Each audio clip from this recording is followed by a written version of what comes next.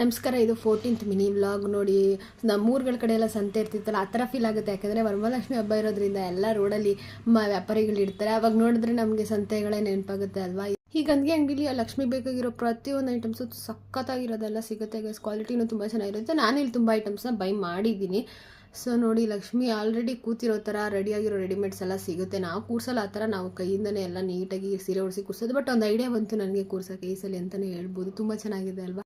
ಹಾಗೆ ಅಲ್ಲಿ decoration items ಕೂಡ ಇದೆ ಗೈಸ್. ಎಷ್ಟು ಚೆನ್ನಾಗಿದೆ ನೋಡಿ, ಬ್ಯೂಟಿಫುಲ್ ಆಗಿದೆ. ಇದೆಲ್ಲ ಇಟ್ಟು ಮಾಡಿದ್ರೆ ಲಕ್ಷ್ಮಿ ಎಷ್ಟು ಮುದ್ದಾಗಿ ಕಾಣಿಸ್ತಾರೆ ಅಂತ ನನಗನ್ಸುತ್ತೆ. ಡೆಕೋರೇಟಿವ್ ಐಟಮ್ಸ್ನ ಇದೆಲ್ಲ ನೋಡ್ಕೊಂಡು ನಾನು ಮನೆಗೆ ಹೋಗ್ತಿದ್ದೀನಿ. ನಾವು ಮಾಡ್ತಾ ಇರೋದು ನೆಕ್ಸ್ಟ್ ವೀಕ್ ಹಬ್ಬ. ಸೊ ಮನೆಗೆ ನಮ್ಮಮ್ಮ ರೇಷನ್ ಎಲ್ಲ ಆಲ್ರೆಡಿ ಇವಾಗ ತರಿಸಿದ್ದಾರೆ. ಮನೆ ಕ್ಲೀನಿಂಗ್ ಎಲ್ಲ ಮುಗ್ದಿದೆ. ತಿಂಡಿ ಒಂದು ಮಾಡಬೇಕು, ಪೆಂಡಿಂಗ್ ಇದೆ ಅಷ್ಟೇ. ಆ ಪ್ರತಿಯೊಂದು ವ್ಲಾಗೂ ನಾನು ಯೂಟ್ಯೂಬ್ ಚಾನಲಲ್ಲಿ ಹಾಕ್ತೀನಿ ಗೈಸ್. ಅಲ್ಲಿವರೆಗೂ ನಾನು ಯೂಟ್ಯೂಬ್ ಚಾನಲ್ನ ನೋಡ್ತಾ ಇರಿ, ಸಬ್ಸ್ಕ್ರೈಬ್ ಮಾಡಿ. ಇದು ರೂಮ್ ಫ್ರೆಶ್ನರ್ ಅಂತೆ ಗೈಸ್, ನಮ್ಮಮ್ಮ ಹೊಸ್ದಾಗಿ ತಂದಿದ್ದಾರೆ. ಸೊ ಓಕೆ, ನೆಕ್ಸ್ಟ್ ವೀಡಿಯೋದಲ್ಲಿ ಸಿಗ್ತೀನಿ. ಬಾಯ್.